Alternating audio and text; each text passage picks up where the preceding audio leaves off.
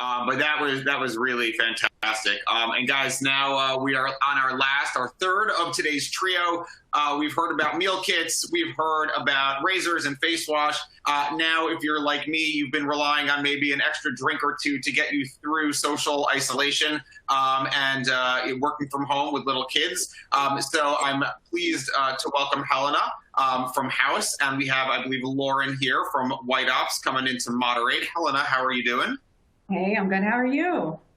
I'm great. Thank you so much for joining us. I think we're just going to wait a second. Oh, we've got Lauren here. Lauren, can you say hi? Let's see if we can hear you okay. Hi. Can you hear us? Yeah. Can you not hear me? We can. That's perfect. Oh, I'm just making sure. So that's my cue to bow out. As always, everybody keep your questions coming in. We'll get to them at the end, and I'll let you guys take it away. Great. Hi, Helena. Hi, how are you? I'm good. How are you? Good. It's great to see you. Good to see you again. Thanks for joining us today to talk about the inspiration of the Haus brand, the evolution of your marketing strategy, ideas for the future of Haus. Quick intro on my side for everyone on the live cast. Why someone from a cybersecurity company is talking to a direct-to-consumer liquors. Haus as this beautiful brand. I work on the partnership side of the White Ops business, helping educate brands on marketer fraud. White Ops is the global leader in bot mitigation. We work with over 200 of today's leading enterprises to help them secure their inventory, marketing sites, marketing efforts, and data from being impacted by sophisticated bots. For brands, that first point of contact, first point of attack that we help protect against is really when bots are trying to disguise themselves as humans, entering into brand sites primarily through paid media tactics such as like search and social, and then land on sites, fill out forms, and skew metrics. Our mission is to disrupt the economics of cybercrime, but our motto is to keep it human, hence the shirt. And in a lot of ways, keeping it human today means keeping it sane. I think Haus's beautiful, feel-good experience is exactly the kind of brand that helps keep us all sane. You can see citrus flower and bitter clove flavors behind me. You heard Tamer and Mayur kind of do a sanity check. I think we've been doing weekly sanity checks at White Ops. You literally run a business from home with your husband, work from home with your toddler all the time. Any words of wisdom for the rest of us on how you're working from home now with your spouse and child and keeping it human and keeping it sane all at once? Oh gosh. I mean, I think the best thing that you can do as a leader right now is take care of yourself, right? Your employees are looking to you to set an example. And this should be a time when we not only tell our employees to go easy on themselves, but we have to show by example. So, having a toddler around means that usually I can be productive for about 90 seconds at a time. There's a lot of curveballs that have happened, but I think at the end of the day, it helps you prioritize, it helps you be focused. And I think you really have to go easy on yourself because this is just an unprecedented time for everybody. And we're all probably failing in our own eyes, but we're all failing together. Yeah, our daughters are 2 months apart, right? And I've decided that my entire work day is just sprints. Sprints of productivity. Well, I'd love to hear about kind of your career journey and where the initial idea of Haus came from. Sure. So, Haus really was the second baby of me and my husband. We joke that it took a techie marrying a wine and spirits guy for Haus to exist. So my background is in tech and brand and comms. I have a very strange professional experience that started with doing launch PR for startups. Long story short, I ended up creating a brand studio that did visual brand work for most of the tech companies that you've heard of, like Facebook, Google, Uber, Airbnb, Twitter, the whole gamut. That was the last 10 years of my career. And so I have this very kind of random toolkit around getting startups for market, positioning, comms, all the way up to producing full-scale commercial campaigns. And my husband is a third-generation wine and spirits guy. So it really came from, me observing Woody's World and observing how archaic the alcohol industry is, how It's a 3-tier system. It's Prohibition era laws that haven't changed in 100 years. And it's why we're all drinking very corporate, very poorly made alcohol products that make us feel horrible. And it's not just the alcohol, it's the other things in it, like the artificial ingredients and the preservatives and petroleum and like just really horrible stuff. So for us, it really was a matter of, asking the question, why is there not an alcohol brand that represents how our generation drinks? And long story short, we found out how to do it, and we're the first direct-to-consumer company in the space. Yeah, I love it. I think, when you Google Haus and our farm to your glass is what pops up. It speaks to me. I'm sure it speaks to so many other people on this live cast who are trying to constantly balance entertaining, health, and work all together, as well as, friendships and that kind of get together, have a drink that is good with people you love. What do you see the future mission of Haus being now that now that you're here and you're growing quickly? I think it's the same as it was in the beginning, right? We really wanted to create a portfolio of products for today's drinker, the drinker that cares about their health and their image and authenticity and transparency and convenience, all of these tenets that have really transformed other industries. We wanted to be the company that brings that standard up for booze, and for beverage in general. And so, we're just continuing to work towards that goal. We're just getting started, and we'd eventually love to be a portfolio as significant in the market as a Campari USA or a Pernod or a Diageo. Cool. Well, I definitely hope that you get there. How did you approach building out the initial brand purpose? You had this idea, where did you go from there?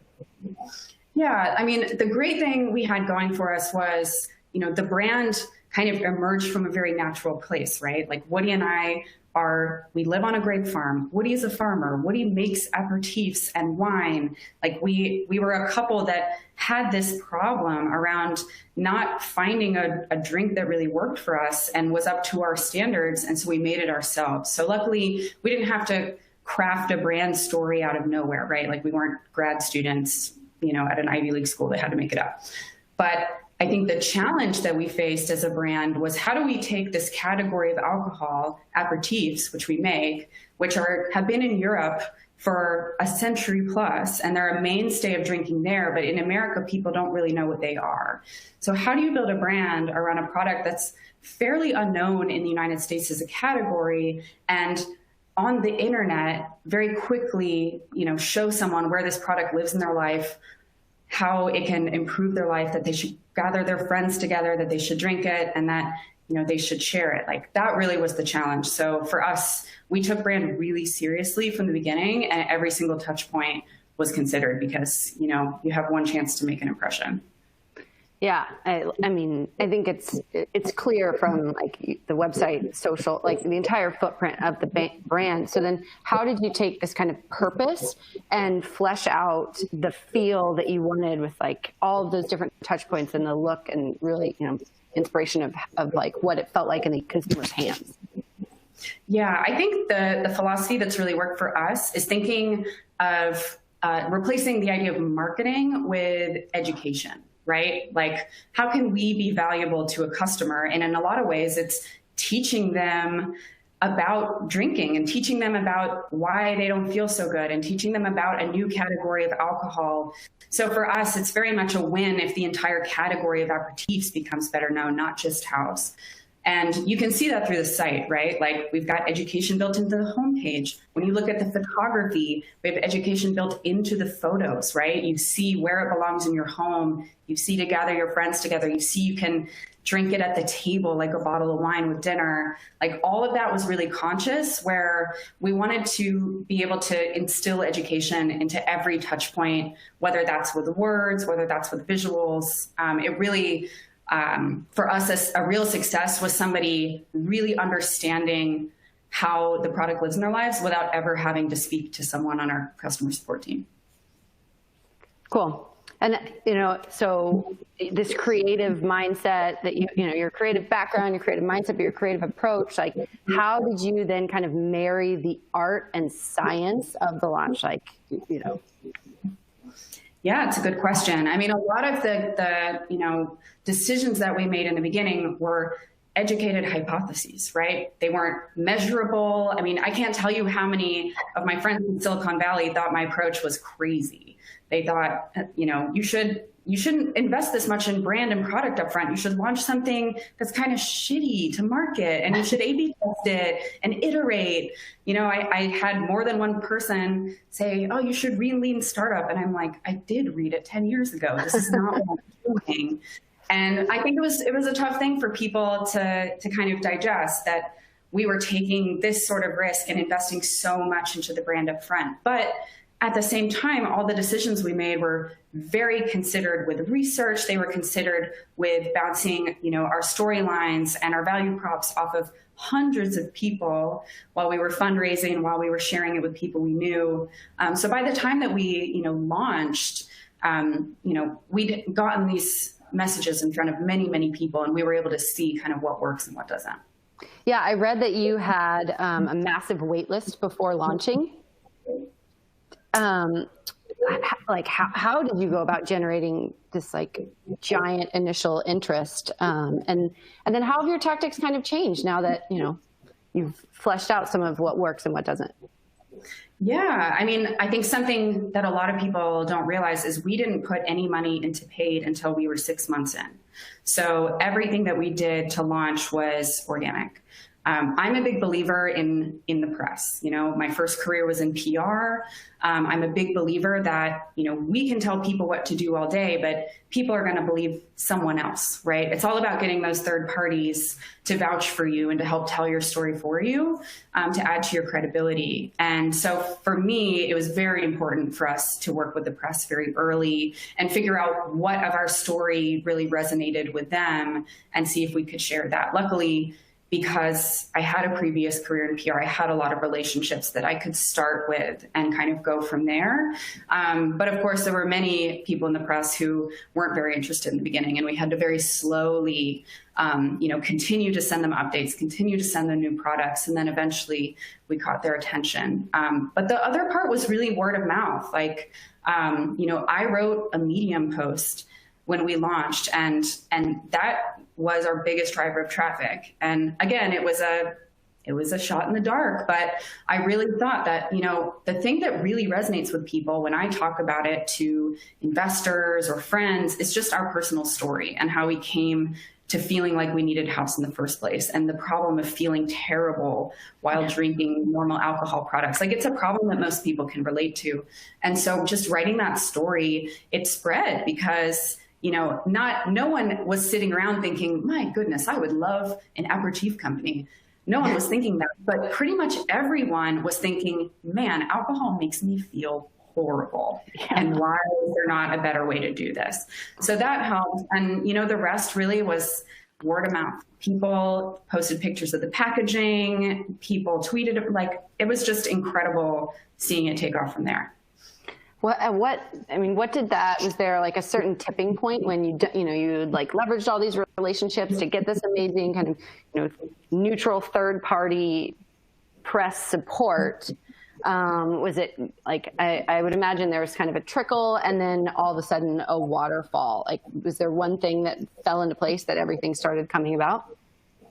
Not necessarily. I think it's quite cyclical, right? I think with press in particular, you can't control what the press does. It's so different than paid marketing. You can get something in front of them and they may love it, but they're not writing anything related to it at the time. So you really have to play the long game. And so for us, a big spike that we saw was around holiday because people had tried it.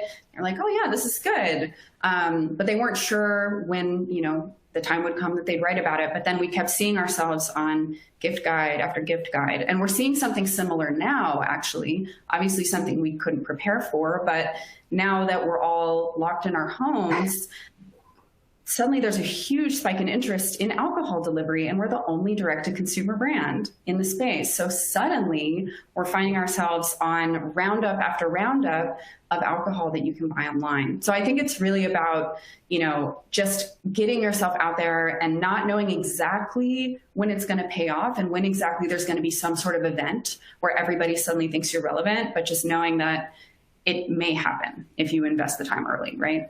Yeah. Do you do any extra amplification of, of all that press that you put these efforts into creating in the first place? And what does that look like? Yeah, I mean, I do it myself, right? Like I, for some reason, have like 80,000 followers on Twitter. They're probably mostly bots, but some of them seem to be real humans. And so the least that I can do for, folks who are nice enough to write about us or support us is share that article, hopefully drive some more traffic to it. Obviously show people that I'm excited that people are sharing us in the press and that people are taking us seriously. And we can share, press that we love to our own community. Like we have a pretty good subscriber list at this point who, likes getting content from us. So for us, it's just about, finding those relationships that feel as symbiotic as they can be, right? Yeah, I think, as you've gone through this initial evolution of working with the press and, getting those messages out there, are there now newer kind of harder hitting customer acquisition tactics that you're starting to employ? Yeah. So for us, the first 6 months were really about, can we make this the best customer experience possible? Are there any hiccups from, the product itself to the packaging to the shipping process?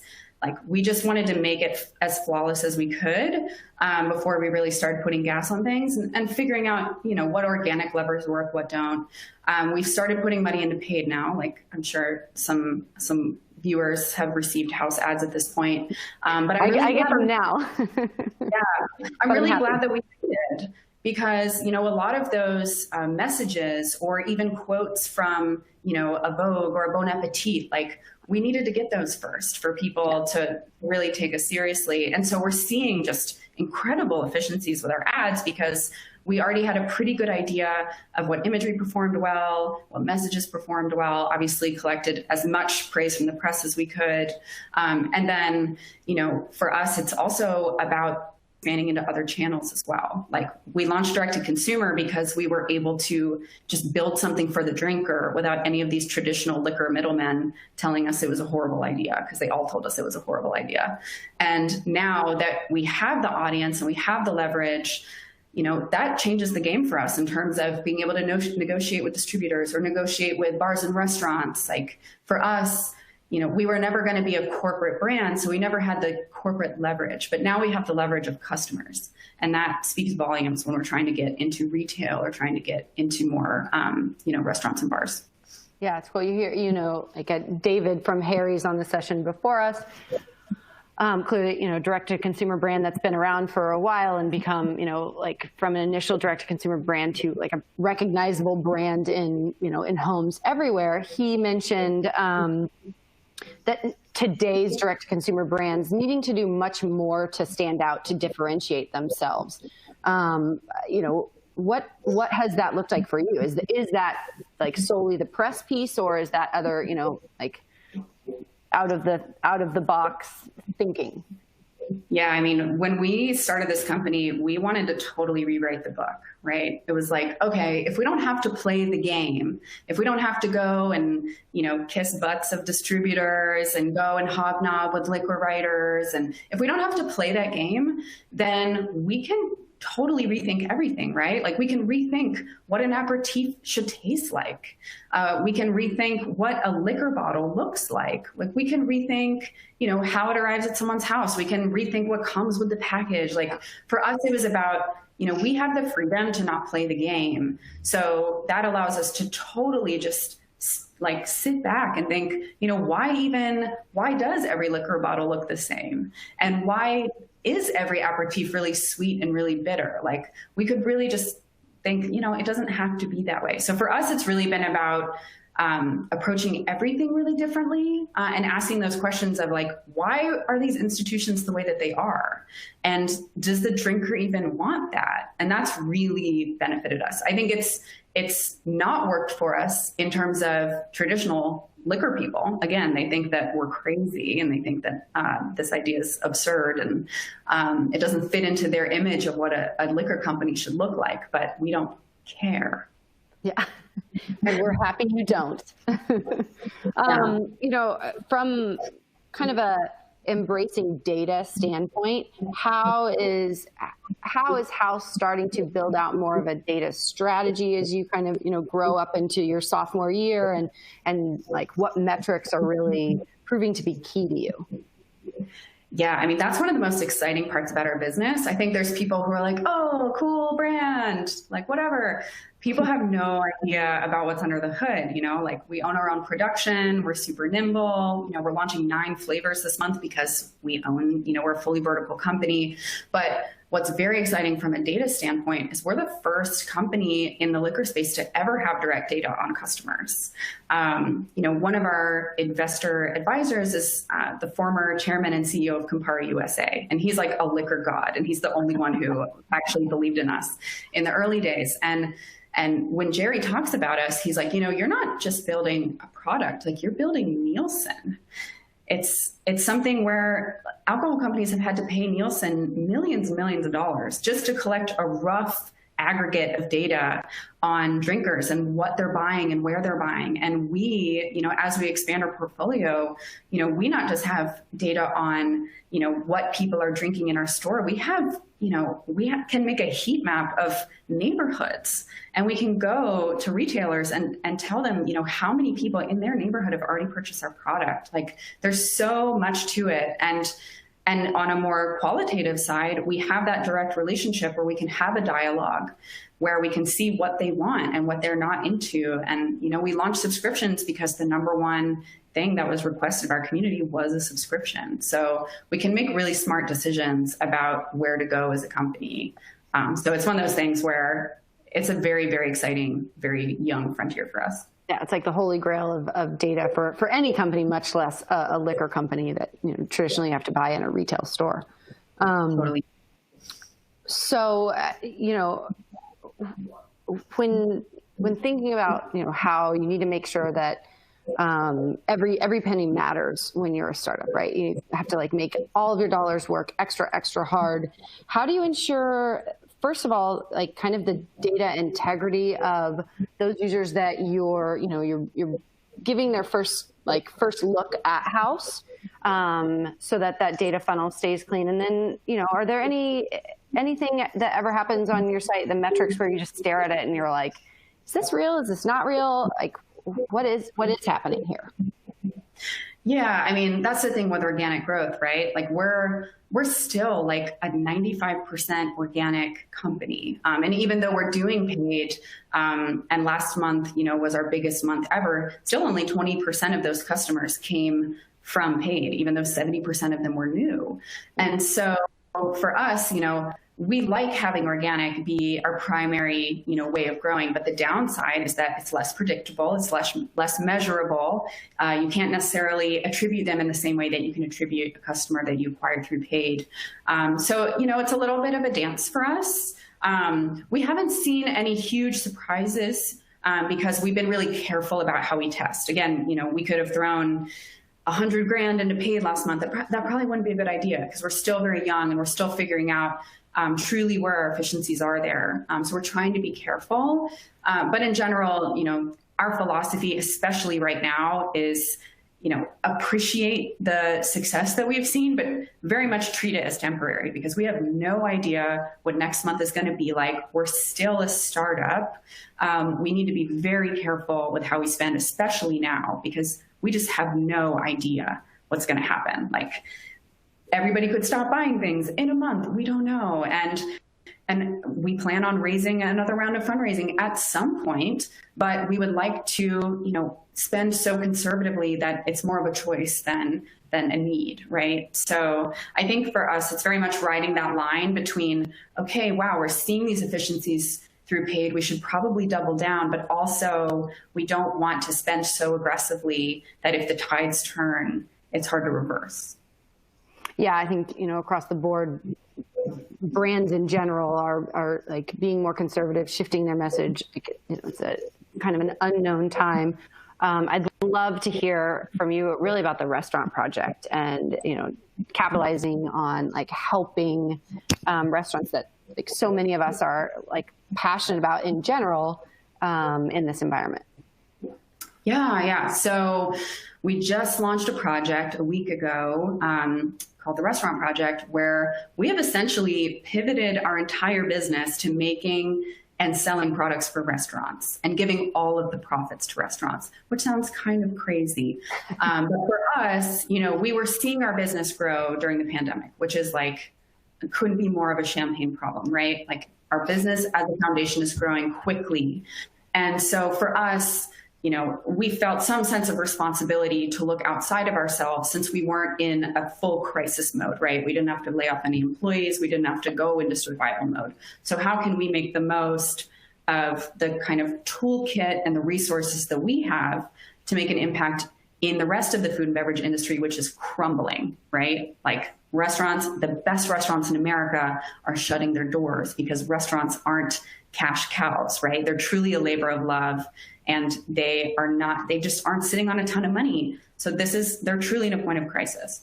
So for us, it really was a light bulb moment of, e-commerce is booming and restaurants unfortunately don't have a way to just jump into e-commerce, right? Like they can't just build a snack line and develop packaging and sell it at Target or Amazon or whatever like that. It's just not possible to do that in enough time for them to keep their doors open. So for us, it was this kind of aha moment of we can make culinary products for these restaurants. Like we can make their recipe of booze, whatever that is, and we can sell it for them. Like those are things that they can't do.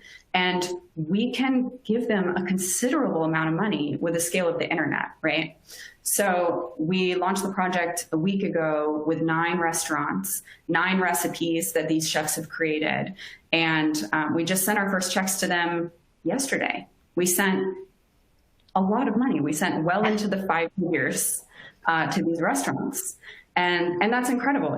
We have a head of production who works for us. And before this, he was a 3 Michelin star chef at an amazing restaurant. And he says, like, I could never imagine that anything like this could exist, where a restaurant could simply, give a recipe to a booze company and the booze company could just print money for them when they need it the most. So it's been really exciting and really fulfilling. And we've seen our core, despite the restaurant project, like not counting any of those bottles that we've sold, our company has grown 500% this month versus last month. And so it's just one of those things where we're seeing growth, and for anybody seeing growth, you have a responsibility to kind of pay that to someone else. So we're very busy making 9 products in a month, but it feels good.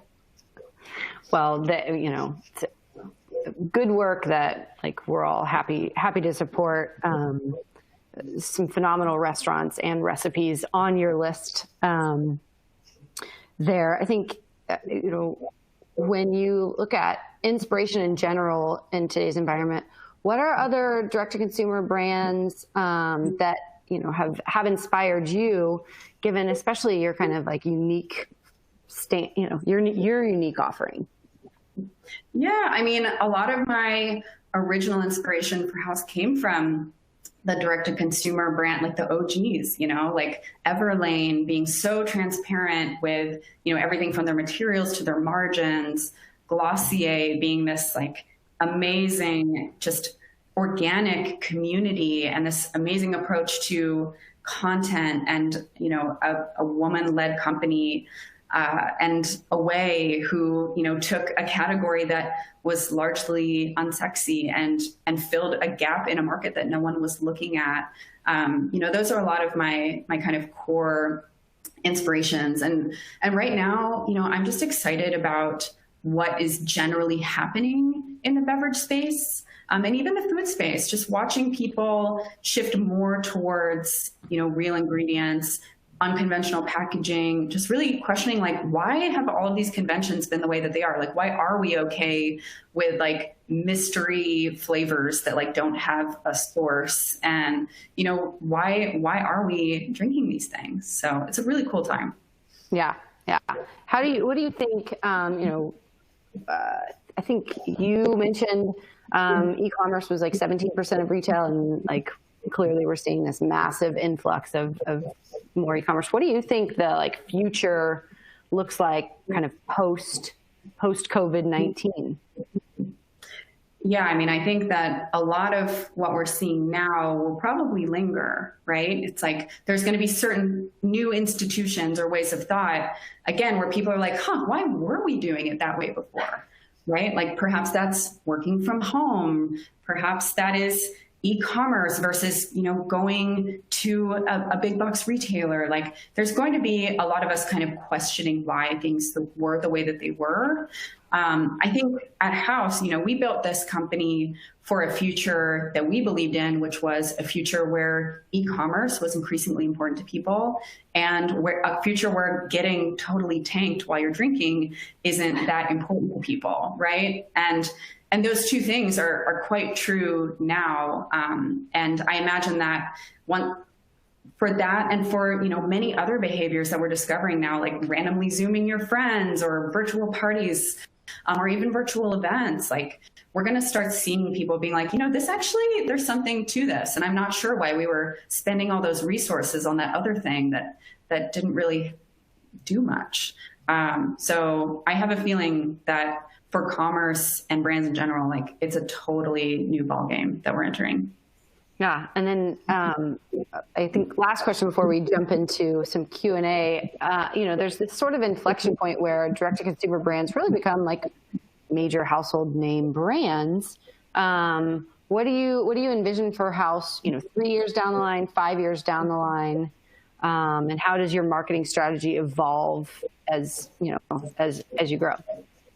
Yeah, I mean, we want to be in American households. We want to expand internationally. Like we want to be a portfolio, right? Like we don't want to be just one product that you have in your house. You can see that now as we're expanding our product line. Like we want to be a portfolio where whether you're a distributor or a beverage director or a restaurant or just a drinker, when you hear it's a Haus product, oh, it's Haus, awesome. Like they totally get, what we want. It's made of natural ingredients. There are no crazy interventions. Like they're making it themselves with the best suppliers. Like it's not going to like ruin my day the next day. It has a certain brand sensibility. They have great customer service. Like I want us to be the portfolio that, that people go to because it represents this new generation.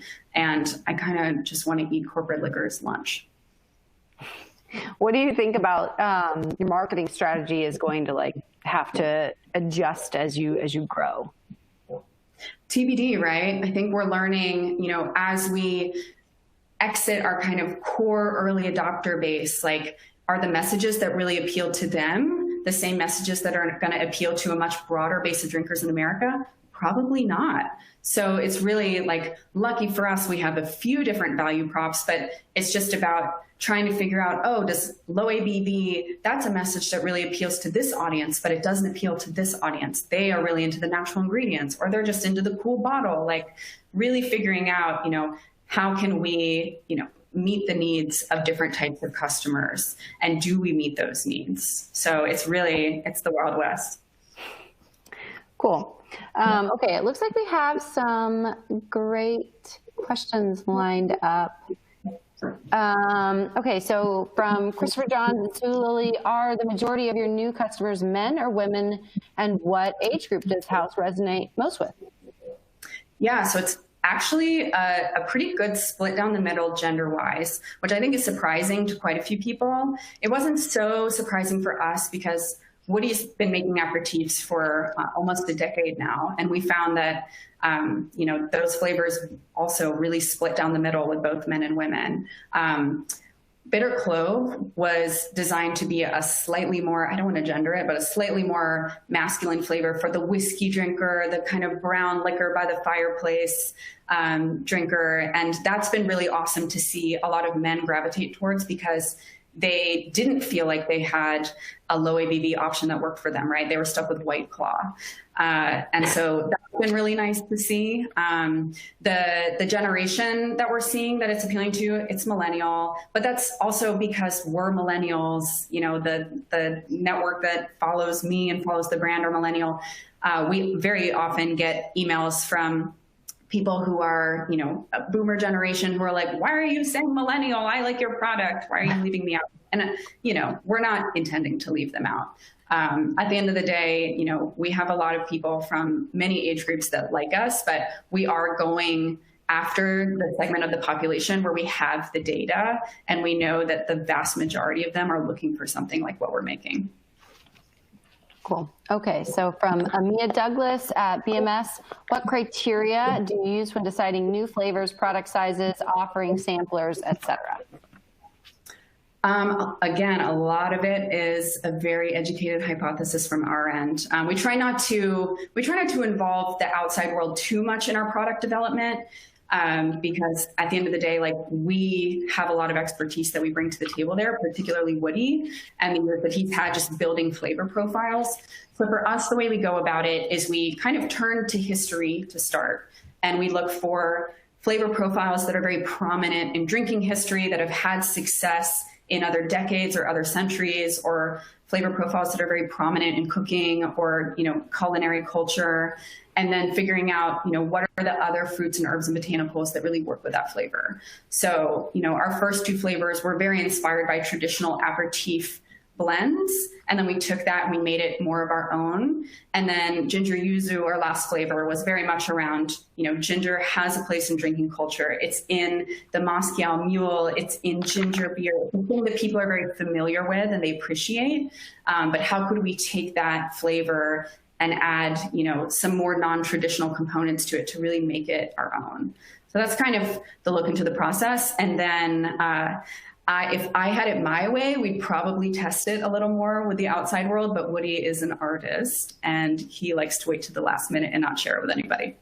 So far that's basically, you just have really good taste. Woody does. We're very lucky for that. Cool. And then we have a question. Now that you have started paid media, what are the growth, performance, marketing KPIs that you track at Haus? Yeah, I mean, a lot of the very traditional ones, right? Like CAC, return on ad spend.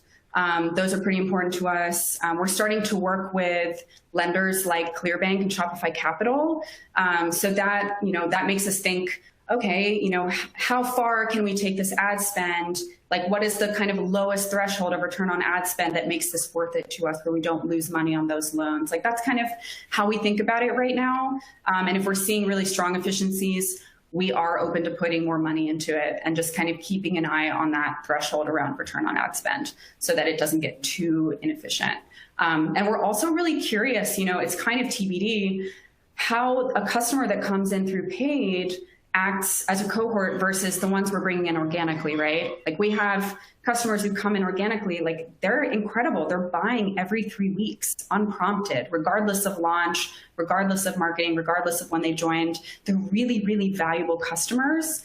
And so for us, like, we'd love to have as many customers like that as possible. So it's very TBD what the paid customer is going to look like for us. So we're very, very interested in that. And we'll know more about that this year. Along those lines, we have a question from Megan Pusilano at New Tradition Media. What is your media mix wish list? Ooh, kind of like, as you're evolving.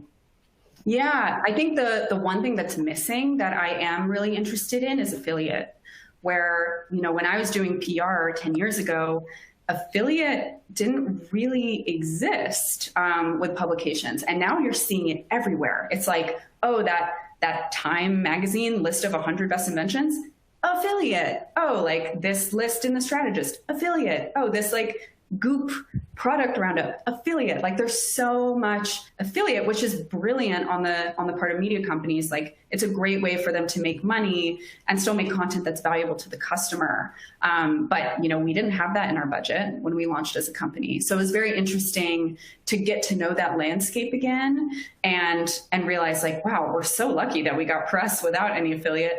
But now, it makes sense to not neglect that channel, because that is an important channel and it's what other companies are using. So that feels like a missing piece for us. I would love to build out a really robust editorial side to the company.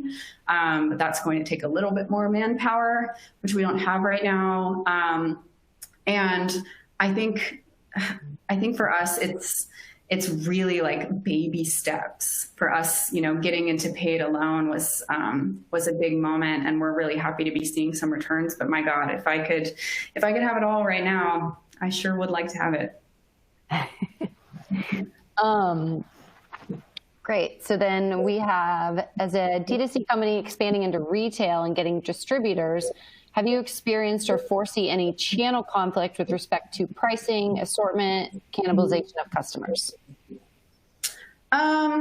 We will probably, well, it's hard to say, right? Like, I think for us, the way that we're approaching wholesale is we ultimately want to be where a customer is, right? It's about being there when they want us. And sometimes they're going to be sitting at their computer and they're going to want to order a house online and have it shipped around or have it shipped same day in California. But at the same time, those customers also, they go to Whole Foods and they go to Target and they go to really cool bottle shops, and they may want a bottle for party. So we're already missing the impulse buyer.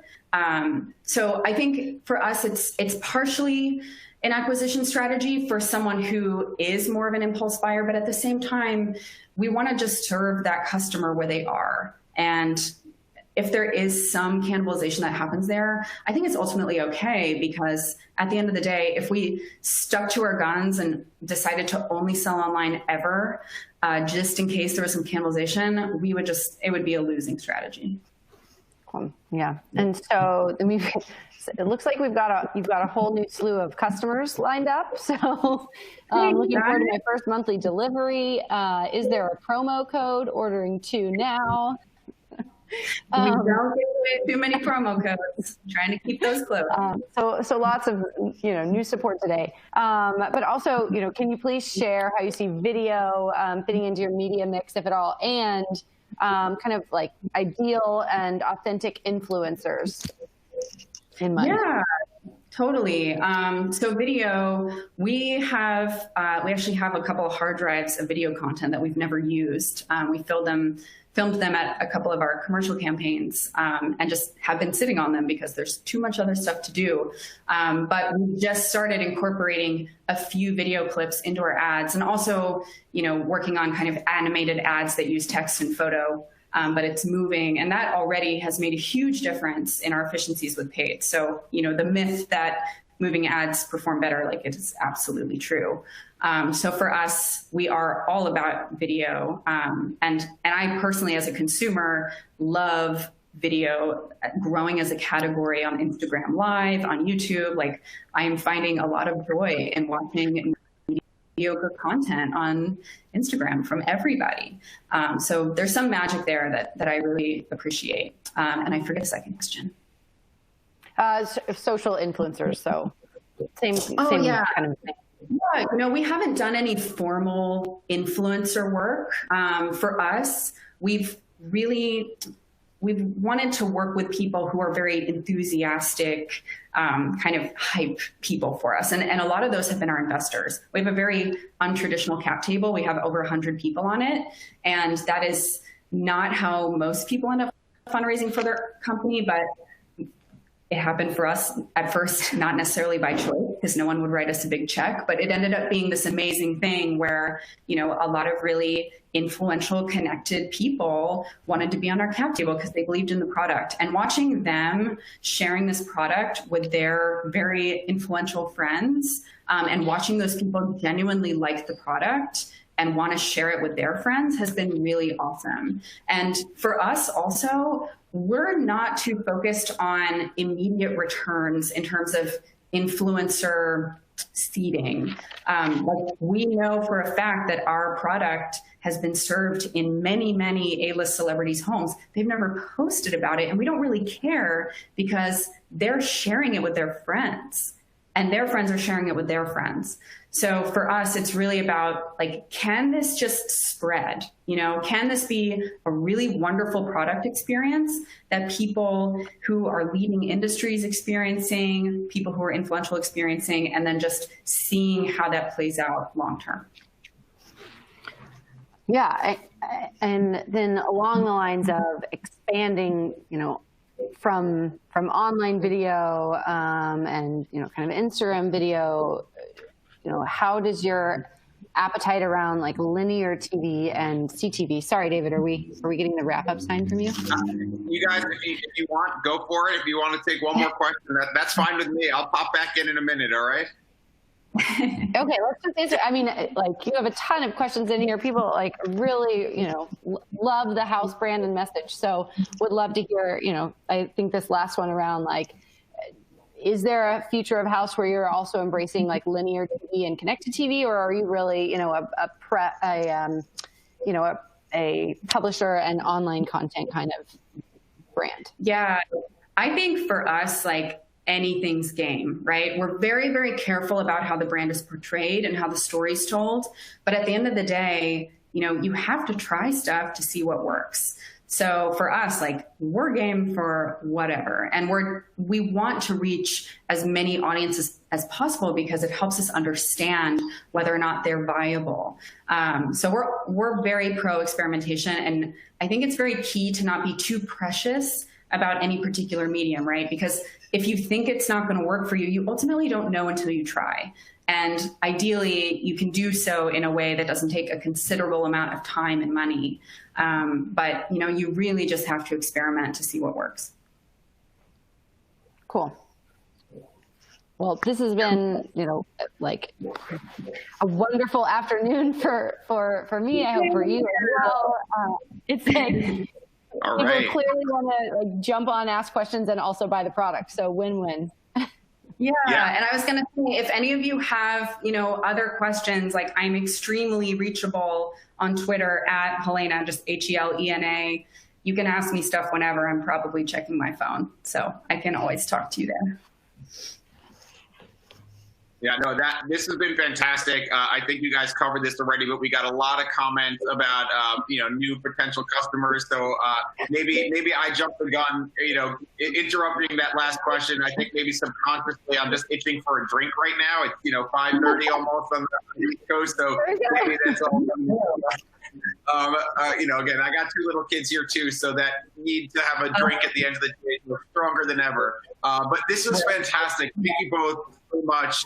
We'll send you some of the questions that we didn't get to. Maybe we can, do a recap post and get them answered on our site afterwards. And Lauren, fantastic job. Thank you, really both for participating.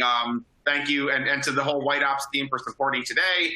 Thank you to everyone in our community for attending and viewing today's content. Our next D2C program features marketers from MeUndies, from Third Love, from Stojo, from Hello Products. So that's coming up in a couple of weeks, I believe April 28th, if I'm not mistaken. So check our site for that, and we'll keep this series going.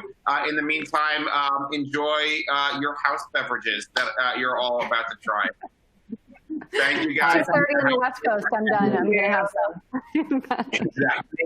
Have a good day, everybody. Thank Take you. care. Thanks, Helena. Bye.